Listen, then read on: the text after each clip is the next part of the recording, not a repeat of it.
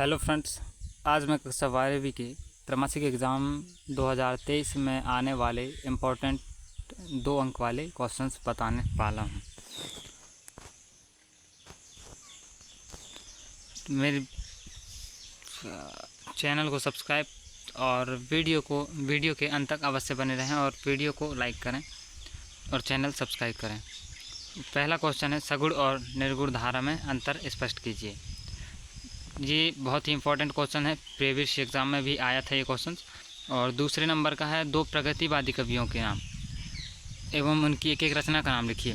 और एक क्वेश्चन और है इसी से संबंधित, 2 छायावादी कवियों के नाम एवं उनकी एक एक रचना का नाम लिखिए। ये नहीं लिख पाया हूँ मैं। तीसरा है, प्रश्न नंबर 30 है, छायावाद की 2 विशेषताएँ लिखो। छायावाद। और प्रश्न नंबर 4 है, भक्ति काल को हिंदी साहित्य का स्वर्ण काल क्यों कहा जाता है। और प्रश्न नंबर 5वां है, भारतेंदु युग की कोई 2 प्रवृत्तियाँ लिखिए।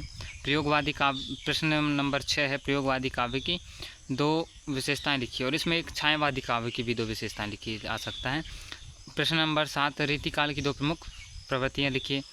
अब काव्यखंड से देखते हैं दोस्तों इंपॉर्टेंट क्वेश्चन 2 अंक वाले।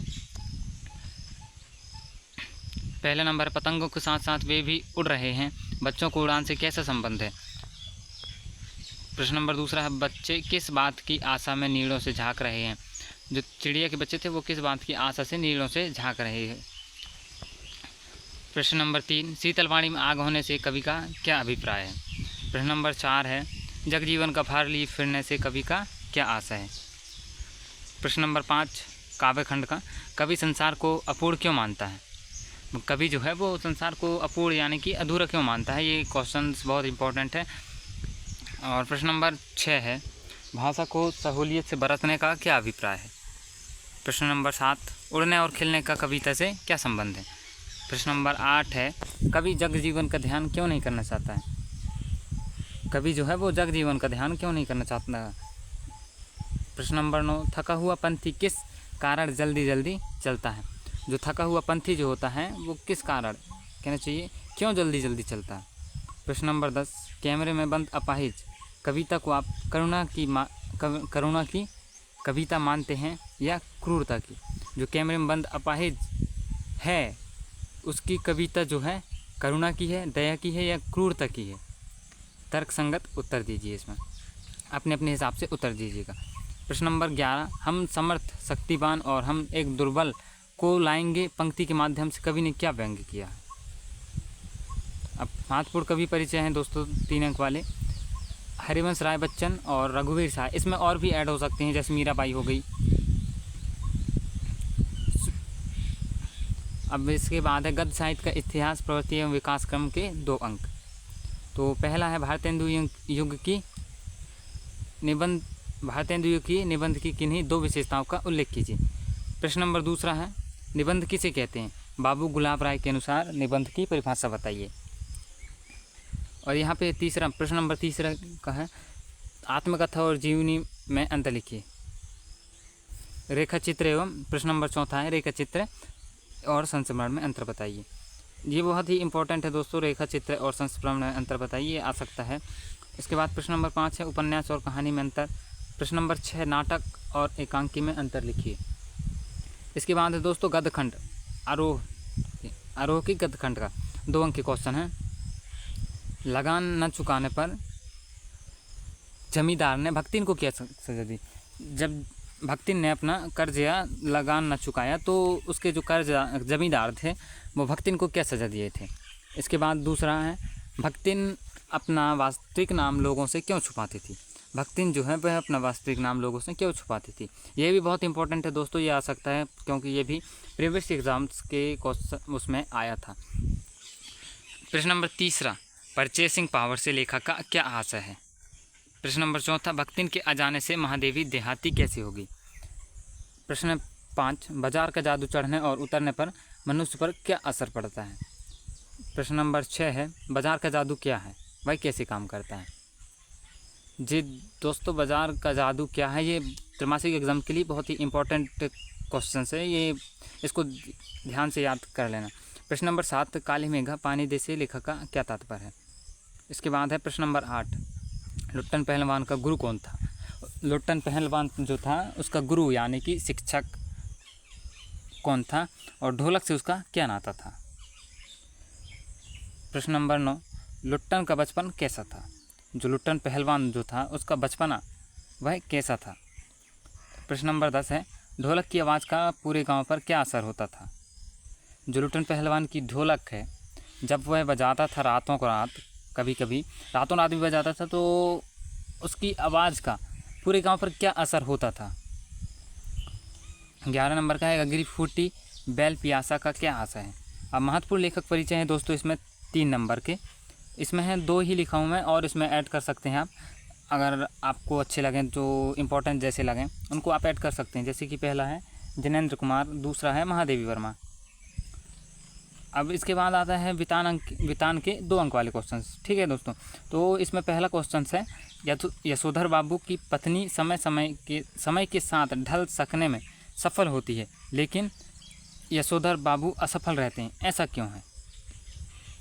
प्रश्न नंबर 2 है इसका, वितान भाग का। प्रश्न नंबर 2, सिल्वर वेडिंग का आयोजन क्यों हुआ था। सिल्वर वेडिंग जो हुई थी उसका आयोजन क्यों हुआ था। अब इसके बाद है प्रश्न नंबर 3, जब सब्जी लेकर यशोधर बाबू घर पहुँचे तो उनकी दशा कैसी थी। और प्रश्न नंबर 4 है, यशोधर बाबू के चरित्र की 2 विशेषताएं लिखी। यशोधर, जिसको वीडी पंत भी कह सकते हैं, यशोधर बाबू के चरित्र की कोई 2 विशेषता लिखिए। प्रश्न नंबर 5, स्वयं कविता रच लेने का आत्मविश्वास लेखक के मन में कैसे पैदा हो। देखो, ये जो यहाँ पे लेखक के पास में है, वह स्वयं कविता रच लेने का आत्मविश्वास, यानी कि जो खुद कविता रच ले उनके पास आत्मविश्वास लेखक के मन में कैसे पैदा होता है। ठीक है, इसके बाद है प्रश्न नंबर 6, सौंदर्यकर के अध्यापन की उन विशेषताओं को रेखांकित करें जिन्होंने कविता के प्रति लेखक के मन में रुचि जगाई। इसके बाद है प्रश्न नंबर 7 दोस्तों, कविता के प्रति लगाव से पहले और उसके बाद अकेलेपन के प्रति लेखक की धारणा में क्या बदलाव आया। इसके बाद प्रश्न नंबर 8 है, सिंधु सभ्यता का साधन संपन्न थी पर उसमें भव्यता का आडंबर नहीं था, कैसे। ठीक है, इसके बाद है प्रश्न नंबर 9 है, मोहनजोदड़ो की सभ्यता को लो प्रोफाइल सभ्यता क्यों कहा गया। इसके बाद प्रश्न नंबर 10 है दोस्तों, पुरातत्ववेत्ताओं ने किस भवन को कॉलेज ऑफ प्रिस्टस कहा है। जो पुरातत्ववेत्ताओं हैं यानी जो पुरातत्व के ज्ञाता हैं उन्होंने किस भवन को कॉलेज ऑफ प्रिस्टस कहा है। इसके बाद है दोस्तों प्रश्न नंबर 11, अतीत में दबे पाँव शीर्षक का सार्थकता सिद्ध कीजिए।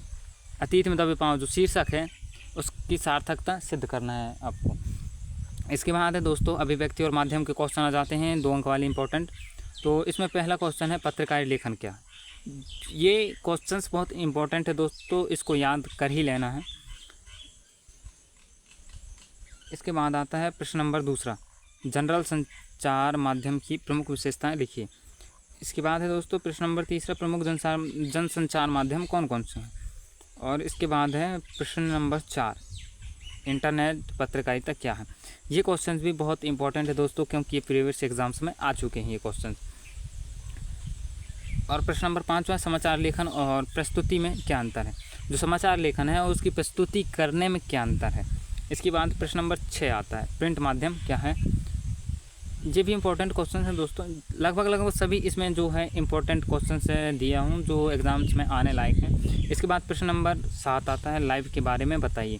जो लाइव टेलीकास्ट कहते हैं उसके बारे में बताइए, जिसको सीधा प्रसारण कह सकते हैं अपन। प्रश्न नंबर 8, इंटरनेट की प्रमुख विशेषताएं लिखिए। प्रश्न नंबर 9 है, कहानी लिखने का सबसे कारगर तरीका कौन सा है। कहानी लिखने की सबसे कारगर तरीका कौन सा। इसके बाद आता है दोस्तों प्रश्न नंबर 10वां, विशेष लेखन क्या है। प्रश्न नंबर 10 में है, विशेष लेखन क्या है। ये भी इंपॉर्टेंट है दोस्तों। हाँ दोस्तों, आज के लिए इतना ही। बाकी के 4 अंक वाले क्वेश्चंस मैं नेक्स्ट वीडियो पार्ट 2 में प्रोवाइड करवा दूंगा।